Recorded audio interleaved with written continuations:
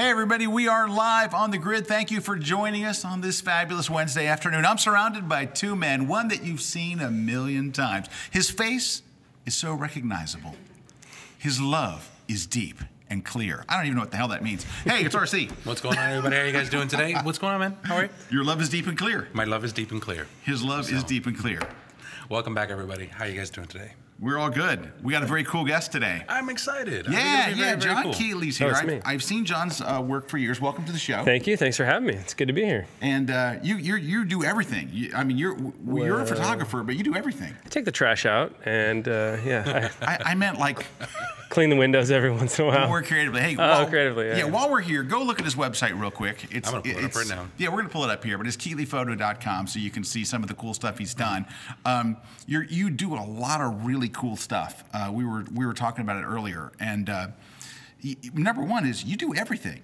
Like I didn't know this until just a few minutes ago. I saw that you do videos because I've seen your blog, but you direct. Yep, I direct now. Started doing that in more of a full-time capacity, along with photography, of course, about a year and a half ago.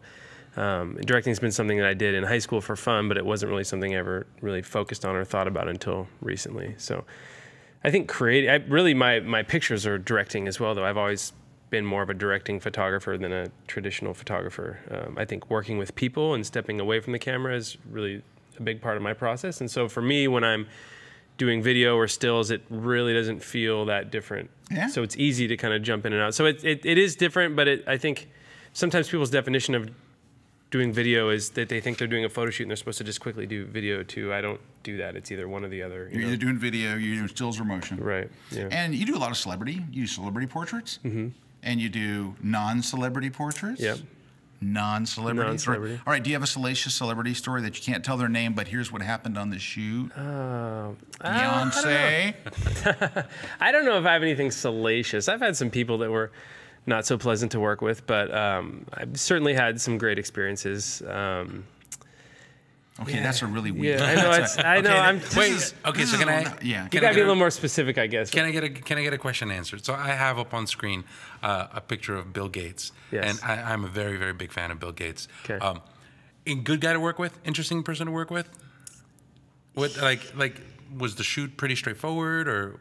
It was about as straightforward as you can get, in the sense that it was probably the shortest amount of time you ever get with anybody. Oh, really?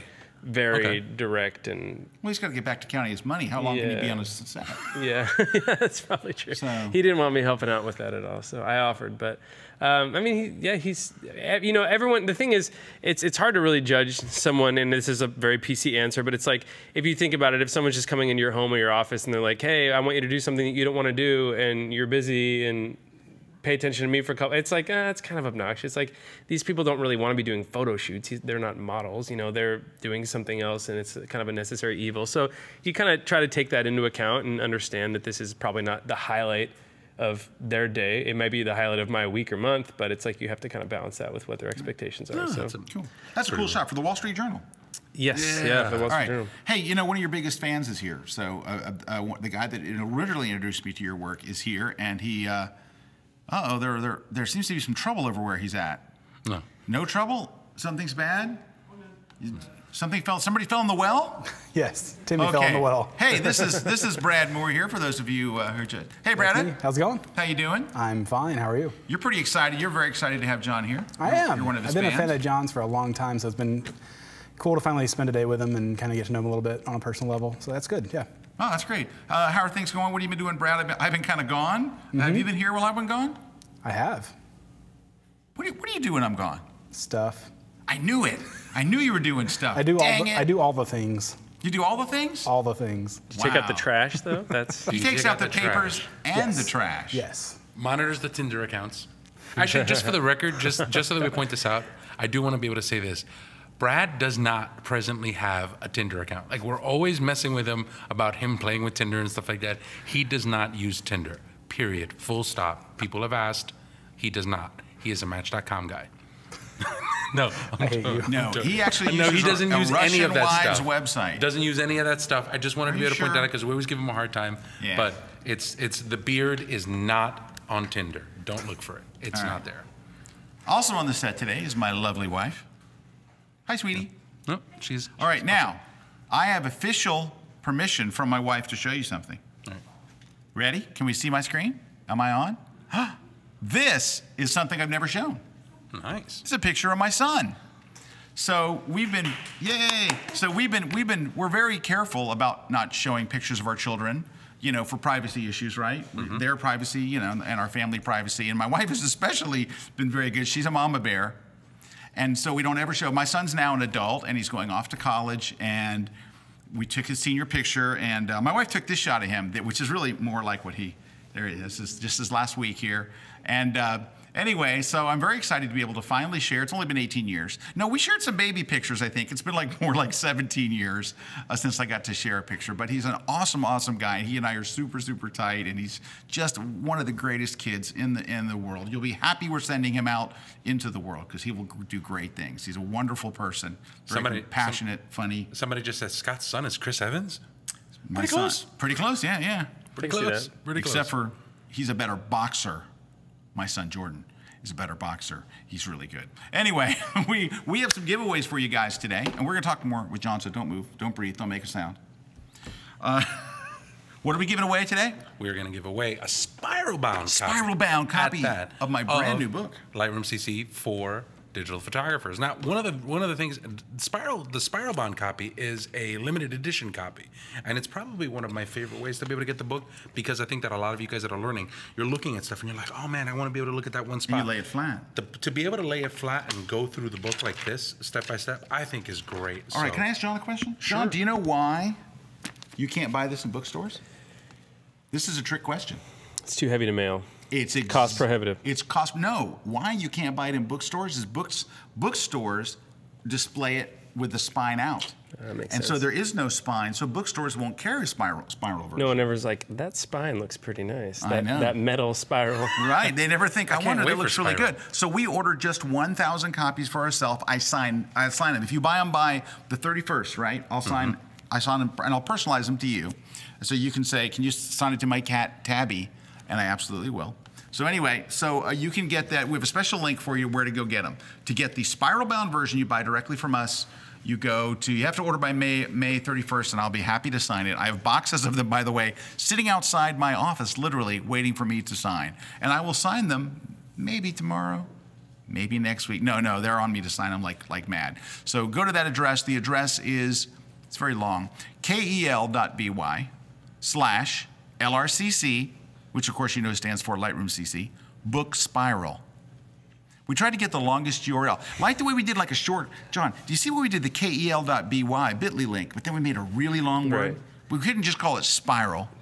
It's so long and obnoxious you can't forget it. That's exactly it. LRCC book spiral. I'm surprised we didn't add any more words. Anyway, okay, so we talked to Mr. Brad.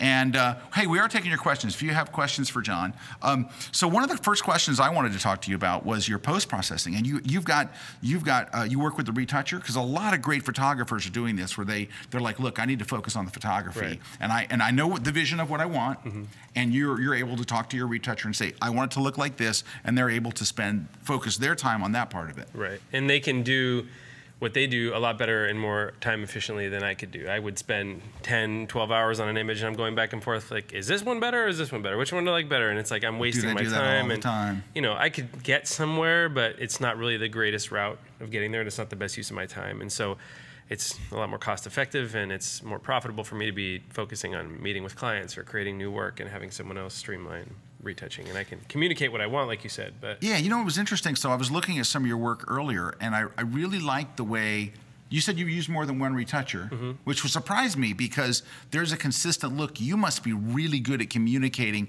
I want my images to look like this. I think for me and the type of work that I do, like, communication has to be really good, like whether you're working with crew members or clients, or especially with your subject. I mean, you can't leave anything to chance, right? I mean, if you have a specific outcome that you want, you have to make sure that you get there, and you can't just hope that someone figures it out along the way. So yeah, I think in this industry especially, you have to be very direct and specific with what you want, otherwise who knows what'll come out, you know. Yeah. Now, I don't want to spend any time talking about gear, but let's talk about gear. All right. Okay, so I saw a little peek of what some of the stuff that you use on your blog, but what's your standard setup for a shoot? Do you have a standard setup? You're going to do a portrait. Sure. It's for a magazine. I mean, usually if I'm shooting, it really depends on the shoot. Like if it's a portrait, it's different than if it's a conceptual image or something like that. But typically, I mean, I'm always using my Hasselblad. I have a Hasselblad H5D. That's my. Look at the. Hey, when you say Hasselblad, look at the other camera. Which one? Oh, there. The red one. I have a Hasselblad H5D. Do I get a sponsorship kickback for that? Right? Do you? Oh, yeah, I hope so. I don't know. I mean, if Hasselblad's listening, it'd be something. Yep. It just went into your account. I just got a notice. Yeah. No, I'm not sponsored, but I do have a Hasselblad H5D. That's my portrait camera. I started using digital Hasselblads probably 7 years ago, and it was kind of like a breath of fresh air. Like I used to use 35 millimeter, and just for me, it was just too long or too horizontal. And I was thinking, when I took a picture, I was always thinking about, okay, I'll have to crop this. And so the 645 format is, I'm able to see exactly what I want in camera. So that was a very a good breath of fresh air for me. So that's the camera I pretty much always use. I also will use usually a 5-foot Octabank for lighting, and then I typically have a Chimera 7-foot softbox. That's usually my fill. And again, it's not always, but if I had to say a go-to, right, probably in that realm. So a 7-foot fill. Is it a lot of fill? A little bit of fill? I mean, it's got to be a little bit if you're just. That's taller than RC. I want it to wrap. Yeah, I want it to wrap, and a lot of times I'm standing right in front of it, so it's it's right behind me, and it's just kind of filling in around, and it's just lightly filling in the shadows. I don't ever want it to be heavy-handed. Yeah. But I like that you can simulate, natural light in some ways with it because it's not so directional. Yeah. And what kind of camera you use? Oh no, you use a Hasselblad. Yeah. Now, can I ask you something about that? Because I always felt that medium format had a look, not just the cropping, but it has some kind of a.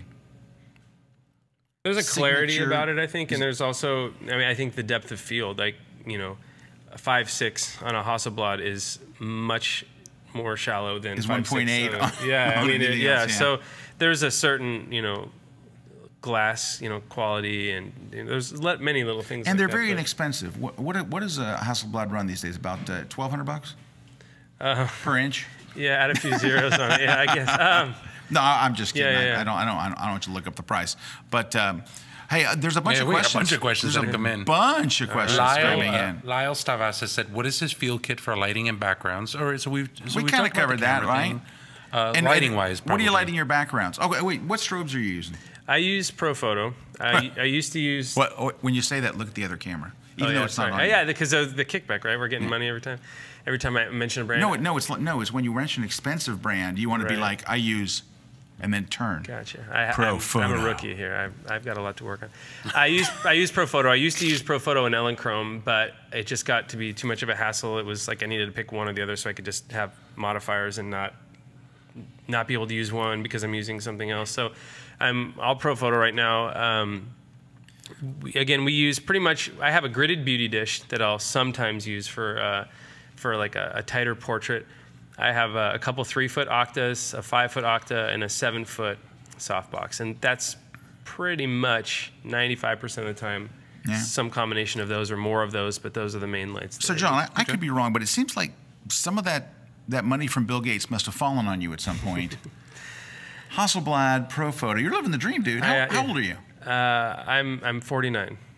No. I'm I'm gonna strangle this man. This is the last you'll ever see of John. That was almost a death right there. How old do you think I am? 26. Wow. Honestly, really? Pretty good. Am I on it? I'm 34. Oh God. 34. I hate it when people look so young. Sorry. All right. No, it's okay. It's okay. Anyway, wow, that's great. Well, congratulations for the level of work that you're doing and stuff, and obviously the equipment that you have is awesome. But you're doing really cool stuff, and you're doing it for the really cool people. I think the thing to remember is like I've been doing this for 15 years, so it's not like, when I started out, I was using White Lightnings and Alien Bs, and I had 2 of them. I didn't even know what they did. I thought, dude, I had a White Lightning. So and there's nothing wrong with that, But that's everyone starts somewhere, right? I certainly didn't have. Have you ever used an Alien B ring flash? No. You use one for 2 minutes and you're suicidal. Okay, more questions. All right. John, what is your favorite? This is from Ustreamer1185. John, what's your favorite topic to shoot? People. I love people. So if it's got people in it, chances are I'm interested to some extent. All right. But that's the starting point, and then narrow down from there.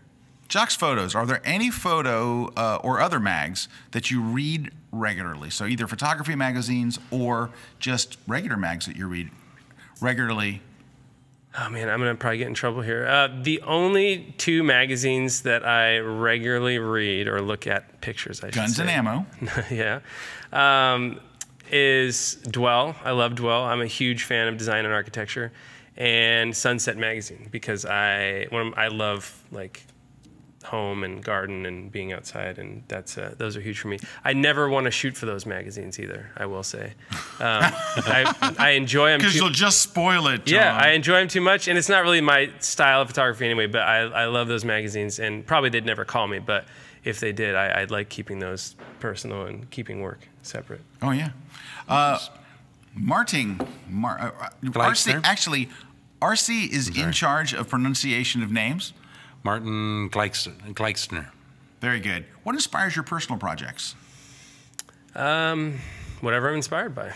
There's nothing really specific. It's just a lot of times I'll have an idea, and an idea could come over a dinner conversation. It could come from something funny my kid said. It could come from this. You know what would have been funny is if our waiter said this when he brought the main whatever. I don't know. I always have these random what ifs come into my head, and a lot of times that's where my inspiration comes from. So. And there was a number of questions like that. There's a couple of questions about gear, but I think we kind of answered them. Stephanie A. Richer. Thank you. I asked, what was your go-to gear when you have to do fast work, as you had to do with Bill Gates? So 1 or 2 softboxes? 7 foot and 5 foot? I mean, I think, I don't know, this is maybe not a direct answer to the question, but when I first started, I used to use very technical lighting, and I used a lot of lights, and I think I validated myself by the number of lights I used. I thought, that made it more legit or something like that. But what I not quickly, unfortunately, but what I found eventually was, my lighting was maybe technically pretty good, but my pictures were awful. They had no soul. It was just like, well, this person was locked into this one place and they couldn't move. And maybe the lighting was nice, but as I was meeting with clients or potential clients, I realized like it was really more for me, and no one else really saw that little victory that I had about, they didn't care what kind of light I used on it, So now, not even when it's just fast, but at all times, I tend to light in a way that allows for movement and flexibility, because I've become much more interested in emotion and adapting to something that may come up just being spontaneous. And so I tend to use larger light sources because they're more forgiving and they wrap. And whether I have time or not, I tend to use those because it just allows me to work much quicker. And that was probably one of the things that I thought was interesting when we were having a conversation about this, and you talked a little bit about it in your inspirational interview, but you mentioned yourself being a director, like first, and having a good amount of directorship over what's happening with the shoot.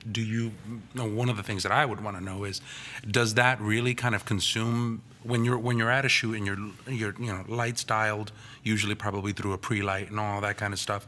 How much of it are you focusing on the technical when you're on the actual shoot, or how much of it is kind of trying to communicate the story, communicate the emotion, and all of that kind of stuff? Does that part take over more when the actual talent's on set? Yeah, well, I think that's what pre-light's for, is you get your lights and everything set so you're not thinking about the technical side of things when the subject's there. I mean, that's when you could lose someone. If you're shooting a CEO or a celebrity, the moment you stop and think about lighting or what you want to do next, they're going to say, all right, I think you got it, and they're done.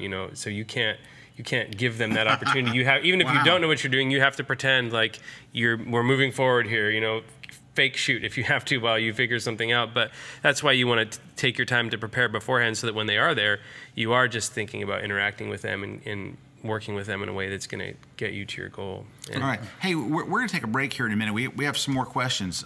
There's some gear questions. There's some other things. One thing I wanted to add, I just want to set you up for this so you'll have some time to think about it. Because when we come back from the break, I'll talk about that in a second. But oh crud! I forgot what my question was.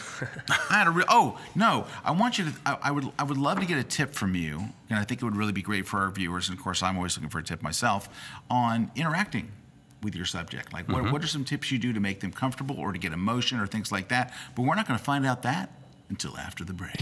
Hey, so when we come back, I am going to ask that question, and then we're going to talk about some post-processing. This is something that happened on my Facebook page yesterday.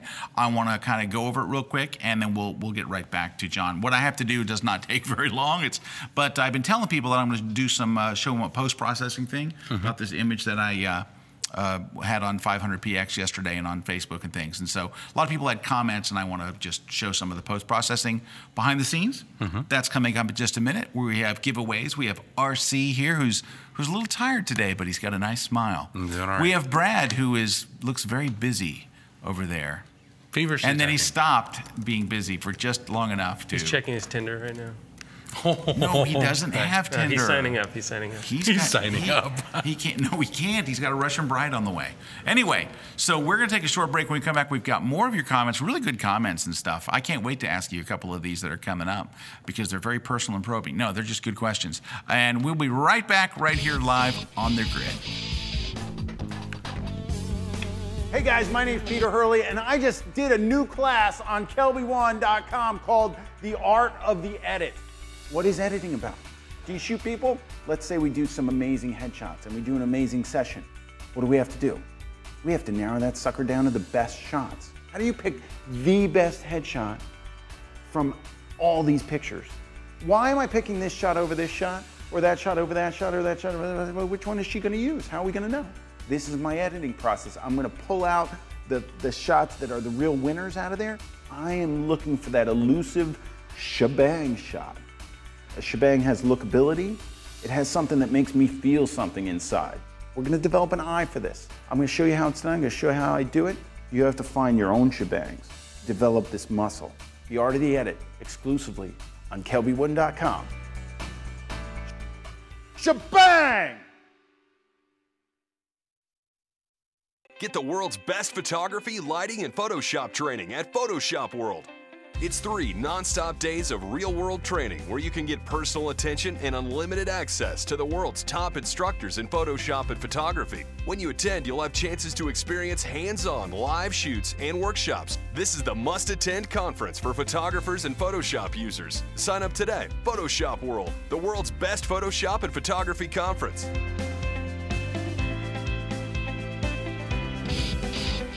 Welcome back, everybody, to The Grid. Scott Kelby here, RC, and Mr. John Keatley. We're very excited to be able to have it, but before we do any of this stuff, Scott, we're talking about a picture that you got all the way up to the #1 spot over on 500px. I know, I'm very excited. Never had a for number that. yet to never. Here's the shot here. Well, this is first. I had to make a screen capture because I was so excited.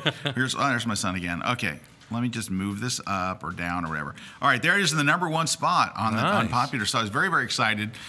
Hey, and I got to tell you, so I tweeted it like, hey, I got the #1 spot and I'm blacking out and all. And so 500px sent me a note and said, hey, I saw that you're going to be talking about this on The Grid. I'll give you a discount for your viewers. Oh, nice. They sent me, I kid you not. And I said, sure, awesome. So they've got a 25% off promo code for 500px memberships. So just when you go to buy it, just put in the promo code Kelby25 and you just apply it at checkout and boom, you get 25% off. So high five to everybody at 500px. So yesterday, a guy was like, well, I'm not sold on 500px. I don't even know why I would want to be on there. And I'm like, because that's where all the serious photographers are, all over the world. That's some great stuff there. Yeah, the quality of the work. That's why I was so freaked out to be on the front page. And so I did a little Periscope about this earlier. So the shot was actually art directed by my wife, Calibra. She did all the art direction. She hired the models. Well, chose the models, hired the models. We got the dresses from Lindsay Adler's Dream Shoot Rental, which is very cool, dreamshootrentals.com. And she basically lets you get New York fashion, and you just rent it like for a few days. Like you can rent an amazing dress that would cost you $3,000. You can get it for like $125 for 4 days. I mean, it's and accessories and all kinds of crazy stuff. So we rented 3 outfits. We hired 2 models. There they are right there. That's RC's got them up there. Dream Shoot Rentals. Look at that's a dress. That's the one dress that she's wearing there. Is that crazy? That's pretty cool. Right? Anyway, so she's got all this great stuff. So Calibra found the dresses, found the models. We went there. She found the location in this amazing mansion we were going to shoot. And she does all the directions. She actually went like to the model and said, okay, here's what you're going to do. You're going to be this kind of badass Cinderella. So you're running from the ball, but then you kind of look back like the prince is coming, right? He's coming after me. And she explained it to the model, and the model so got it. I'm like, oh my God. So I'll show you the shot. Well, I got to show you the finished shot. Give me a second here. I got to find the finished shot because I realized I don't have the finished shot. That was kind of dumb. Let's open it up here. 1 second. Let me get it going. All right, so here's the shot. This is the final image right there. So that's the final image that got to the #1 spot. Now, so yesterday I posted that on 500px, and I posted it on my blog, on Facebook and stuff. So anyway, what happened was later in the day, I thought, well, I'll post a behind the scenes shot. And so I have that in Lightroom. Let me just jump over to Lightroom, and I'll show you the behind the scenes shot. So here's the behind the scenes shot, which looks very different. And so people were like, oh, well, you're doing a lot of Photoshop work there. You know, they were just kind of like, this is what it really looks like, right? And so I wanted people to understand that when you do a behind the scenes shot, okay, Brad does my behind the scenes shots, and Brad does a great job with it. But Brad isn't shooting the model. Brad's shooting the scene. He's using a different camera with a different lens, with different settings, and different everything. He's not trying to shoot the model. He's trying to show this is where the camera position was, this is where Scott's sitting, this is where, you know, he's actually just trying to show the viewer. Documenting it. Documenting it. So Brad's not trying to make an amazing picture. And when Brad sends me the production picture, I don't go and tweak it and try to make it an amazing picture. It's supposed to be kind of like a snapshot of what was going on. So when I published that, people are going, Scott, you got to teach me your color grading. And I'm like, I didn't do any color grading. You got to show me, what filters did you use? I didn't use any filters. And so I'm going to show you exactly what I did. I have the raw image here. Did I show you I showed the behind the scenes image. You showed the behind the scenes picture. So this is actually the image here. Let me back off a little bit. So this is the image. And this is the raw image. And so what I want to show you is what I did to this, because you're going to be so disappointed when I show you what I did, because you're going to be like, I was expecting some really cool Photoshop stuff, and this is like really simple. It's all done in Lightroom, and it's all done, the entire retouch on this, except for one part, which is removing stuff, is a 60-second retouch. And you're going to be like, I thought I was going to learn some really cool stuff, and it's pretty simple. So first off, I want to show you what I see as the problems. The first thing I do when I look at a photo is what's wrong with it. Well, first, I think this is wrong with it right here. Having someone's hands that threw the dress in the shot, we know that's going to have to go. Yeah, I think it's kind of nice and creepy. Yeah. It's a tad creepy. Yeah, it is actually. Thank you. So there is a light fixture. I mean, what is this? A plug, power plug. Right. And then there's some reflections in the window, right? That's what took all the time. Getting rid of the power plug, the hands, and the reflections in the window.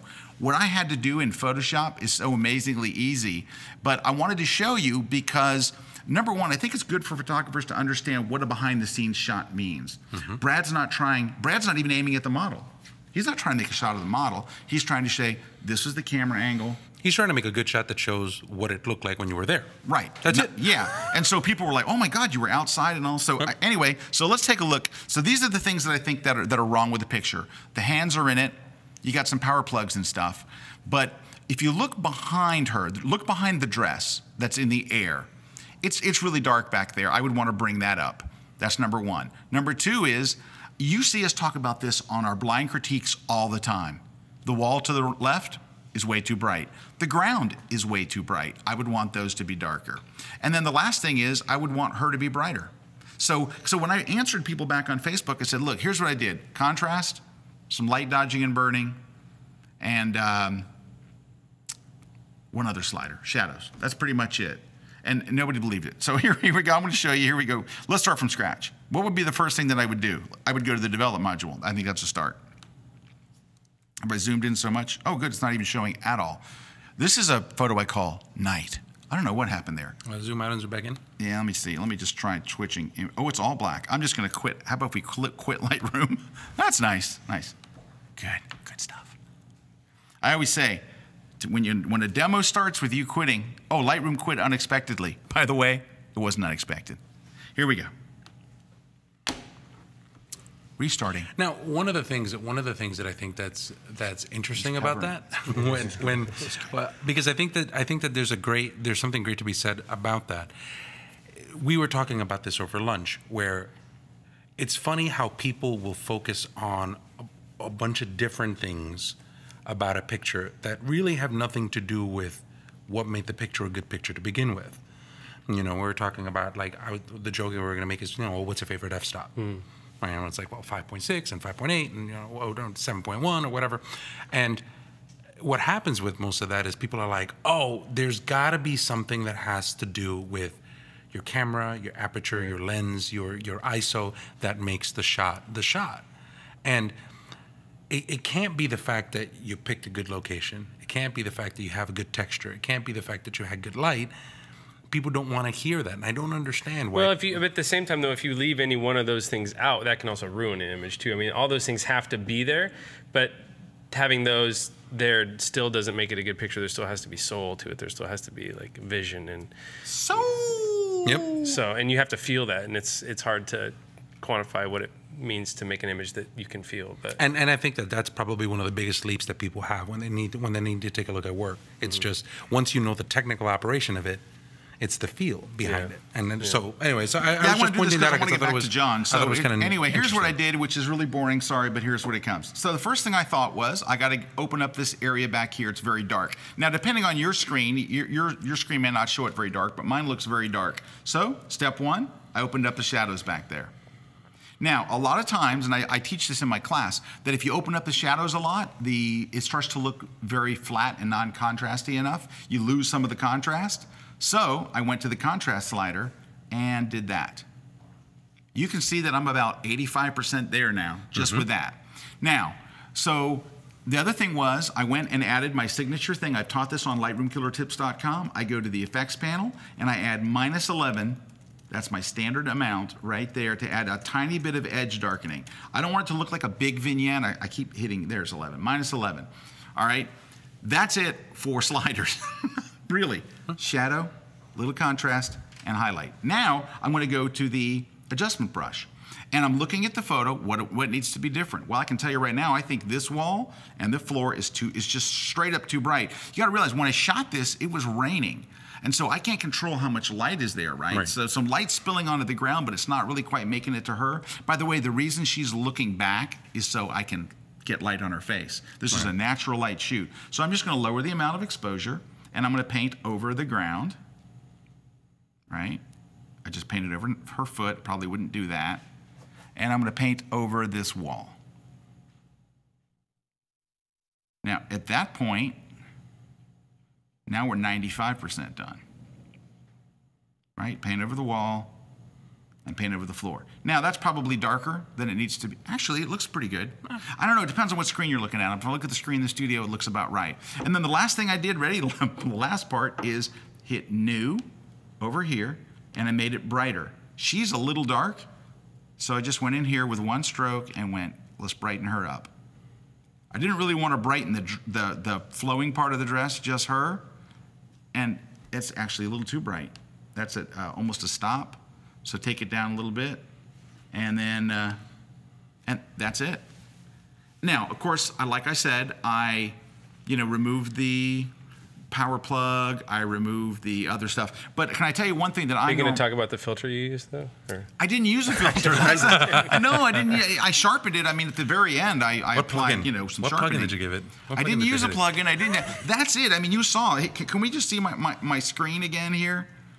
So I basically balanced out the light that was there. That's the big thing I did. I opened up the shadows, and I balanced out the light. And I wish I could, because you know what, I'm a Photoshop guy. I would love to go, man, I did some really cool stuff. You can't wait till later. But I'm kind of like, this is what I got here. So anyway, but I wanted to show you, for people who see a behind the scenes image and go, oh my God, you did a ton of work on that. The behind the scenes image, I'm using different settings, a different camera, a different lens, from a different angle, pointing at a different thing. And so I hope that helps you guys to understand, you know, when you see about, we share a lot of behind the scenes images. I saw you share a lot of them on your blog and stuff. Yeah. And so what you're seeing from behind the scene images is not someone trying to make a picture of the subject. They're trying to make a picture of something else. There you go. All right. Hey, we have lots of questions for John, so let's go blast right through them. Have U.S. cultural trends changed your work in the past 5 to 10 years? U.S. cultural trends. Wow, this is deep. You know, I guess my answer to that would be certainly I'm a product of, you know, my environment, but I can't say that I've put a lot of deep thought into cultural trends and how they've shaped my work. So not really much. No.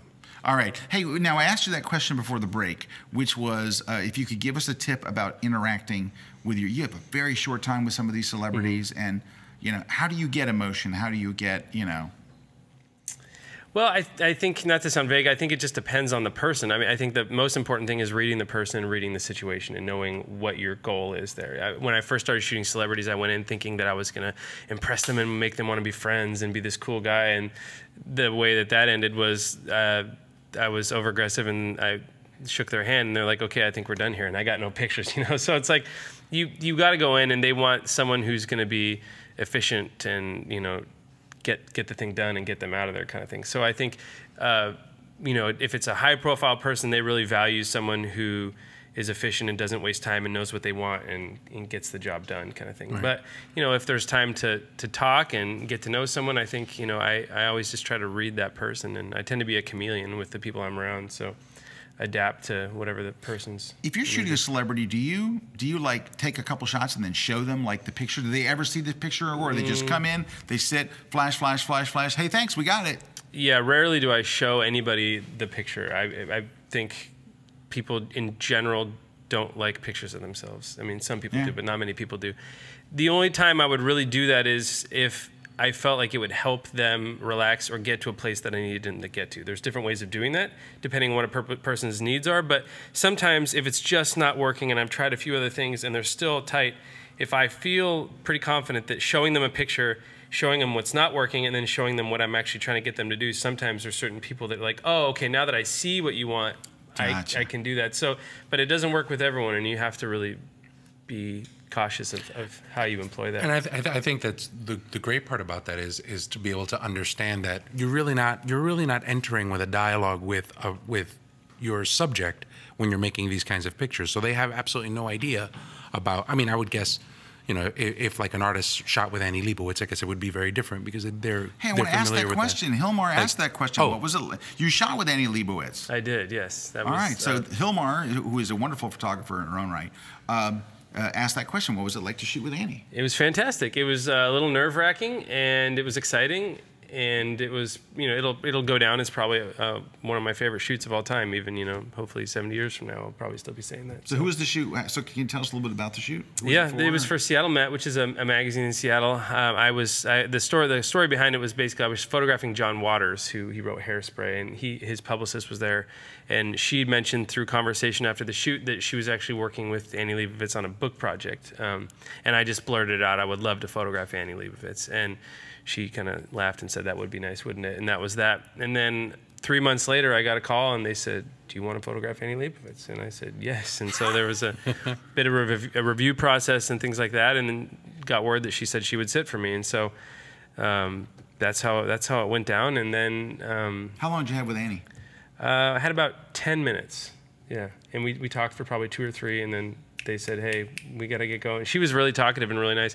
Probably she would have preferred to spend that time just talking and then not take a picture. That's kind of, sometimes you have to be careful. Sometimes a celebrity will come in, and not that that's what she was doing, but sometimes I learned this early on in my career, a celebrity will come out and they'll be really, really friendly. And like, oh my gosh, they want to be friends. They're like super nice, and they're asking me about my kids and everything. And the trick is don't follow into that conversation. You just want to get them and start taking pictures, because what's happened in the past is you have this great conversation and you set the camera down and you're talking, and they say, well, I think you got it. That's about all the time I got. Thanks so much. And they leave. And you're like, I didn't even take a picture. Like, you know, so it's kind of it's a ploy to, you know, it can be a ploy to just get out of there. So you have to really be careful. So, well, and that's what I was going to get to. Let's just pick, you know, Mel Gibson, just a random person.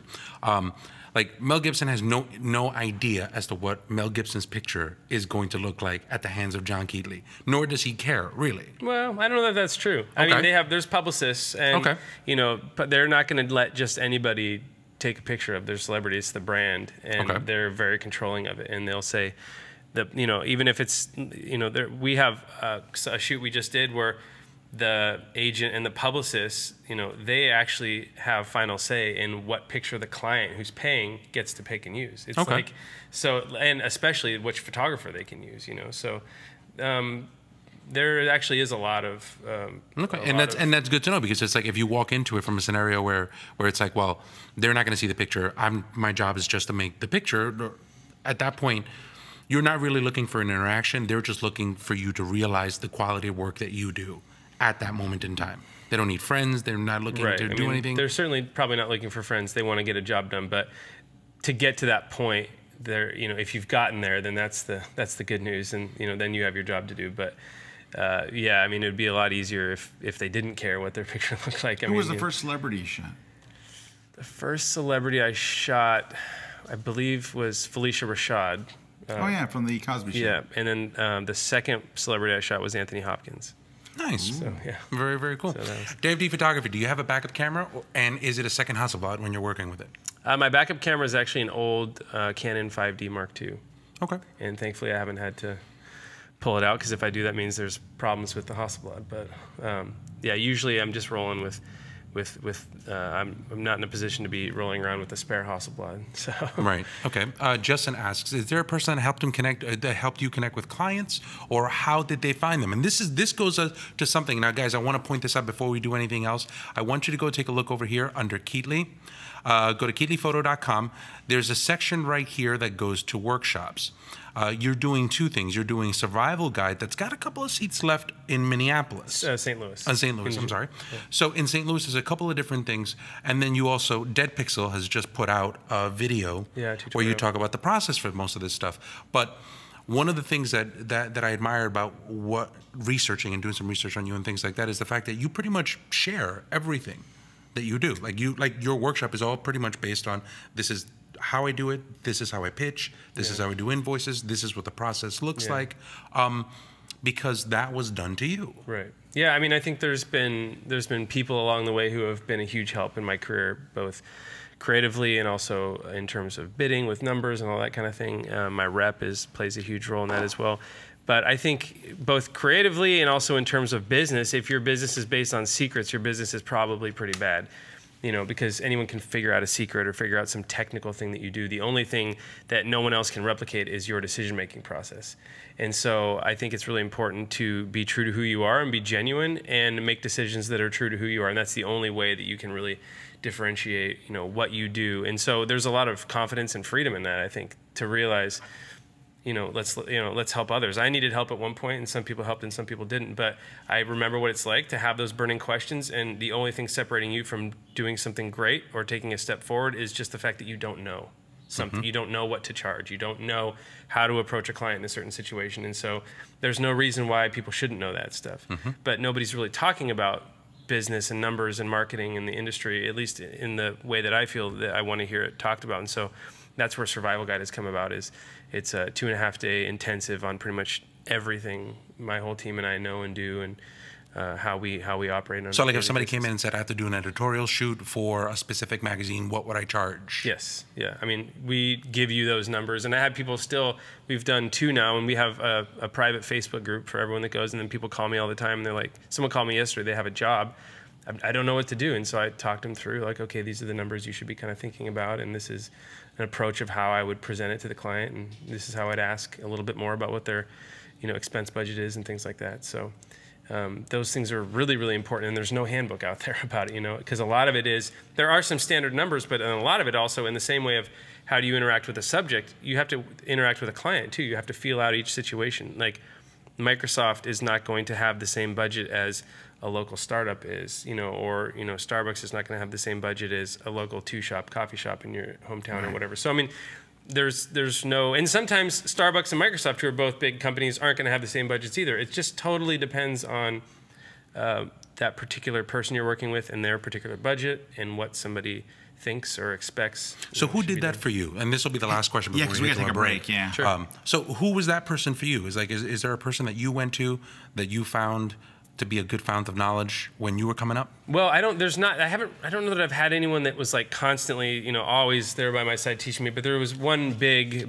moment in my career when a friend of mine, Chris Buck, who's one of my favorite photographers, he spent a good amount of time with me on this one particular project and really taught me a lot of what I still know and use today in terms of bidding and pricing and things like that. Beyond that, my reps that I've had over the years have also obviously played a big part in that as well. Nice. Very, very cool. So I've just appreciated the candor at which you kind of go through about all of this kind of stuff, and you just put it out there for everybody to see. And they can find this at KeatleyPhoto.com, and they click on the workshops button. Yep. You can just up go there. right here. And so the survival guide is actually a live hands-on workshop. Yep, it's in person. Yeah. And then the other one, the Dead Pixel, is that's a downloadable. It's a downloadable. Yeah.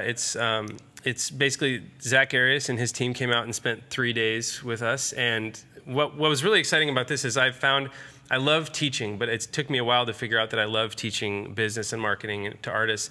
I'm not so great at teaching lighting in my process because a lot of it's emotional, and I found I'm either doing a really great shoot and I'm not teaching very well because I'm focused on the shoot, or I'm teaching really well and I'm doing a really bad shoot that I'm not that proud of. And so what I loved about this was Zach said, I want you to produce a shoot that you want to do. And so that's what we did. We produced actually 4 personal shoots that were just purely what I would do on my own if no one was watching. And he filmed it, the whole process, and then he was able to do interviews in post and talk over it and also interview me during breaks. And so it was a perfect balance for me because I could do work that I'm really proud of and I feel it represents what I do. And I could also teach about it in a really organic way. There weren't people there that I had to stop my creative process to talk to. And so it feels like the best of both worlds. Like I felt like I was able to openly, clearly explain everything that we're doing. And it literally is walking through these 4 shoots and then talking about all the gear that we use in post-production and things like that. Cool. Nice, Hey, nice, we're going to take a short break. Sorry about that. We're going to take a short break. When we come back, we're going to pause for just a moment to look at Brad's beard. We're going to take some more questions. John has to catch a flight, so we're not going to run over today. We're going to kind of be on time, which means it's time for a break. So we'll see you guys in a bit. Hi, I'm UK photographer Glyn Jewis, and I really hope you'll come check out my brand new class, Shooting Muscular Sports Physiques, only on KelbyOne.com. Now in this class we're going to be on location in a real life boxing gym, and I'm not just going to show you multiple lighting setups, but I'm also going to show you how you can get the most out of each of those setups to get a variety of different shots. Now we're going to be photoing a couple of kickboxers who've already got muscular physiques, but I want to show you just a couple of simple tips and tricks that'll take a great muscular physique and make it look fantastic all on location. So come and check out my brand new class only on KelbyOne.com.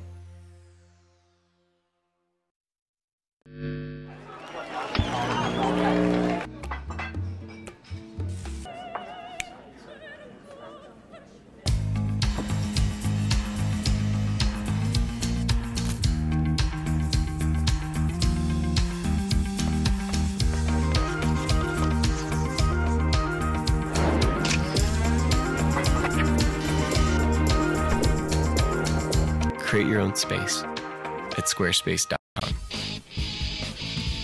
Welcome back, everybody. RC here with Scott Kelby and John Keatley. Question and answers. I mean, it's you guys have been really, really good about getting all of your questions in. We're very, very happy for that. So we'll just start right at the top and we'll go all the way down. Susby, are you always happy with the edit when you do a shoot? You have a retoucher doing it, right?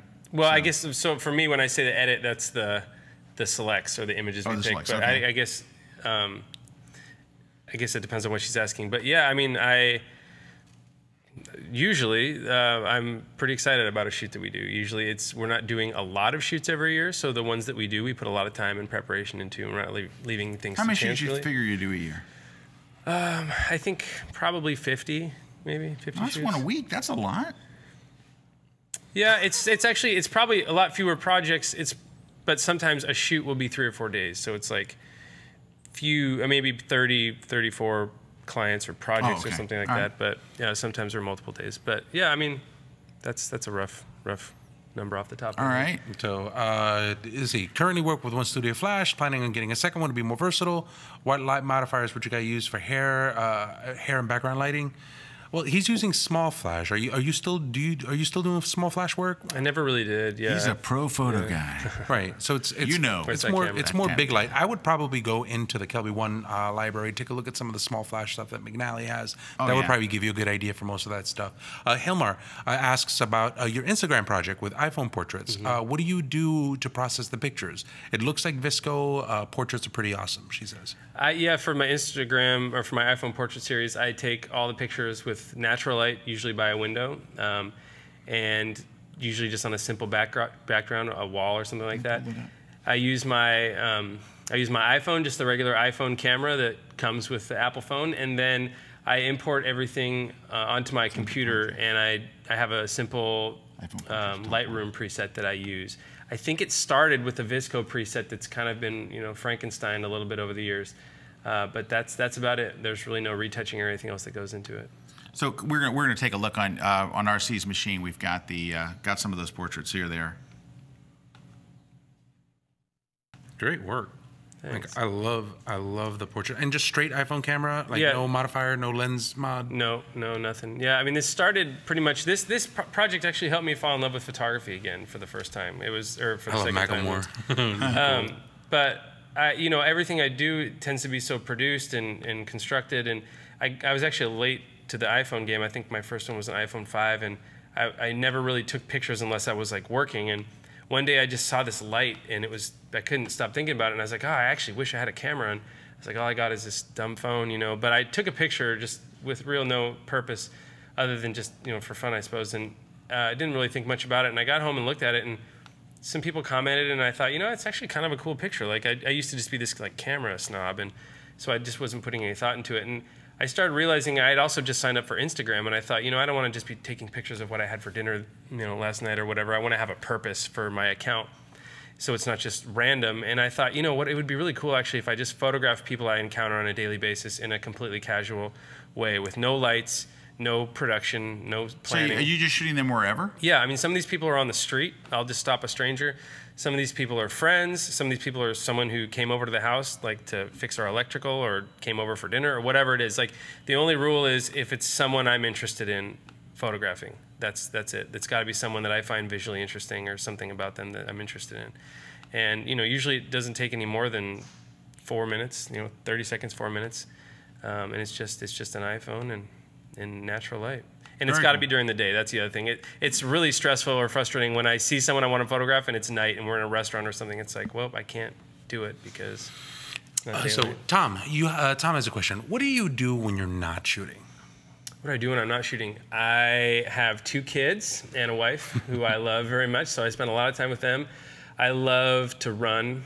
I love to actually do yard projects and build things with my hands. So I'm outside quite a bit, and I find that I'm constantly building or creating or making something. So I keep myself very busy. In your spare time, have you thought about growing a beard? I can't, actually. I just... You know what? Spend a little more time with Brad. I think you'll be surprised. My Tinder profile right now, there's no beard on it, and so I just feel like it would throw people off if I grew it. I know, but once you grow one, it's like your life changes. Now, Stephanie Richard just finished saying, does anyone else leave this show with a strong desire to go out and shoot? I do. I thought that was pretty cool. So it's I appreciate it. It's a great comment. A couple of quick more questions. I like this one. Do you have to cold call for clients, or do you have an agent? I think you do have representation, right? You mentioned that. I do, and I also have some employees, and so I don't cold call anymore. But there is still lots of cold calling that goes on. Thankfully, it's just not me that's doing the calling. But interestingly enough, as soon as I stopped doing my own calling, things went a lot better. I think there's a lot less pressure for someone when they're receiving a call from not me, like an agent. They feel like, oh, there's a little less pressure. They can be a little more candid.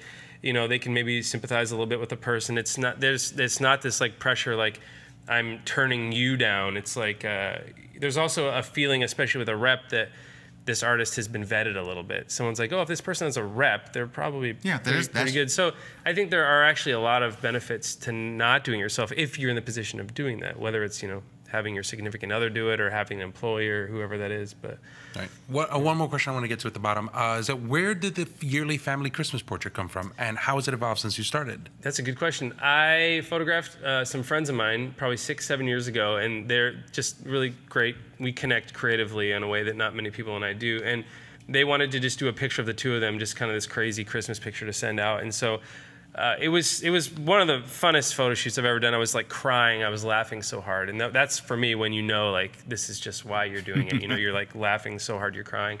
And I had this thought afterwards. Not only was the shoot fun and the pictures were cool, but I thought, you know, this is what I do for a living, and I do this for everyone else. But I never photograph my family with lights or anything like that. Like, we don't have time, and I just don't do it. And I thought, gosh, it would be a shame if 30 years from now I look back and I never did anything like this, you know? And so I thought, what if we just did one picture a year, one family picture a year? How cool would it be in 20 years to look back and not say I wish I had, but say we could make a book, you know, of like these, and our kids are either going to be mortified or think we're the coolest parents ever, right? I love that or one. Or both, maybe. But so now every year we do a family picture, and it's kind of grown, and now this is the most recent one. That's here. my favorite one. Thank you. That's my favorite one, too. That's my favorite. I think I got a little too crazy, a little over the top with it, and I kind of wanted to pull back and go a little simpler, because I felt like I was starting to kind of get outside myself a little bit. So it is always a little hard. It's getting harder to build off the one the year before, because there's always this pressure, and people in January are asking me now what I'm going to do the next Christmas, and I'm like, geez, I just finished this last one, for crying out loud. But it's definitely been a progression, and it's something that we all look forward to a lot. It's really fun.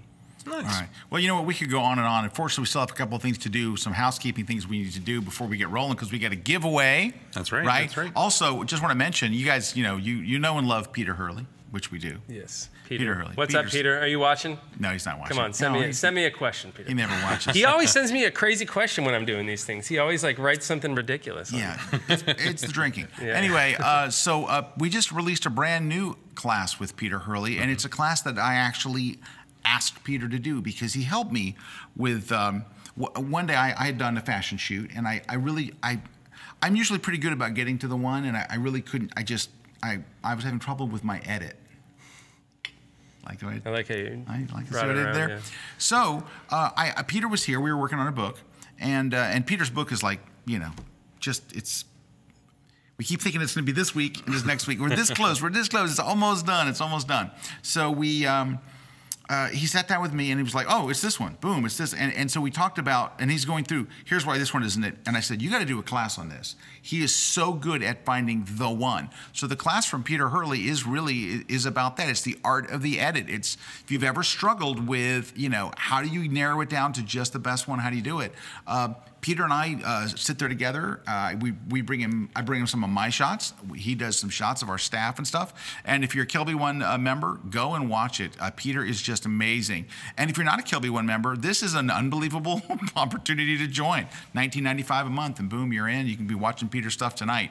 So that's a brand new class. We're pretty excited about that. A lot of fun. We also, Pete just did a mastering the composition class from our own Pete Collins. That's right. So it's a different look. He has a very clever way that he and Steve Gustafson did this together on the role of composition and photography. That's right. That's right. So both of those are available to you, and it's a good way to be able to just see a kind of a dialogue between the two. Yep. When working on doing most of that stuff as a picture. Now, I would also say this, because there are questions that are here. There are questions that are coming in through the chat. John was here specifically to do a class on inspiration with Mia McCormick. So this is a class also, if you're a KelbyOne member, that will be coming out. Yeah. All of the questions about how you got started, some of the stuff that you talked about business, what do you find as inspiration? If you guys want to know those questions, those will be coming up very, very soon right on KelbyOne. So this is the start of a bunch of really, really good things to come with Mr. Keatley. Yay! All right, we're giving away stuff. Of course, we're giving away a book. I'm gonna be in Hartford on June 5th doing my Shoot Like a Pro tour. I'm gonna give away a ticket to that as well. So if you want to come to the tour, or you want to win the book, or I'm also gonna give away a full year, an entire year of KelbyOne to someone out there that is not a KelbyOne member. Perfect. So where do you, RC, tell them where they go. All you have to do is go to KelbyOne.com/contest, put in your name, put in your email address. Tell us something about the show. Tell us what you enjoyed. Tell us what you would like to see. One of you guys will win the KelbyOne subscription. You will win the Lightroom CC book for digital photographers, Spiral Bound. Yeah, tell us which one you want, though. At that. Like, obviously, we don't want to send you a Hartford ticket if you live in Oregon. Right. So So tell you'll us get which either prize you want. the ticket, Hartford, the book, or the KelbyOne membership. Or the KelbyOne Last membership. question. Aren't you from also Stephanie. doing a date with Brad? You're giving one. A We, date with Brad? well, we didn't. are We were dream oh. date with Brad. Dream date with. I like that. Let's do it. That's it. date- Dream date with Brad. Dream date with One of those Brad. things we can see. We'll Do they pay have to be for- on Tinder for that, or is that? Yeah, they have to. He's got to Yeah. pre-vet it. He's got to Yeah, he's pre-vet gotta it. pre-vet it. It's got to do that. Last question, Stephanie. What is your dog's name? The bomb. Oliver. Oliver. Oliver. All right. Hey, do we have a deal from Peach Pit? They always have a deal too. Let's go to peachpit.com slash. There it is. Peachpit.com/KelbyOne. Enter in the code KelbyOne. Robin Williams. The design book. She's awesome. So 40% off of this ebook from Robin Williams. We're big fans. Make sure you go to peachpit.com/KelbyOne. Enter in the code KelbyOne. Yeah, and you get like 40% off. It's like crazy. Yeah. All right, John. We've already mentioned this, but we're gonna mention it. I'm gonna pretend like I didn't. So, John, where can people learn more about you? On my website, and I'm glad you asked. I was going to say, well, I'm glad you asked. My website is keatleyphoto.com, and that's my portfolio. You can see my director's reel. We've got links to our workshops and online tutorials there, as well as a bunch of other stuff. So if you're interested, also there's links to my Instagram and Twitter profiles. Instagram is where I really focus on my iPhone portrait series. I usually put those up there first. We have a few of them on the website as well, but if you're interested in that, that's a good place as well. Perfect. Well, thank you very much for being Thank on you, this guys. show. This Yeah. is great. I love learning new stuff. Yeah, it's very cool. I love seeing the behind the stuff. You know, there were some things that you mentioned today that I thought were really, really interesting. One that question I asked you is like, when you're with a celebrity, you ever show the photos? And the fact that you don't show them, I think that's tremendously interesting. It makes sense. Yeah, I mean, I think anything goes as long as you have a reason for why you do it. You know, I mean, someone else could come on here and say, "I show them every time," and it's like it might work for them because they have a different reason and it works for their But personality. dude, the way your career's going, it's working for you. I wouldn't change a thing. Yeah. All right, thank you, RC. Thank you very Thank much. you, guys. Thank you very much. Brado, thank you for being with us. Absolutely. Thanks to our crew here at KelbyOne, and we'll see you guys next week live right here on the grid. Take care, everybody. Thanks a lot, guys. Appreciate it.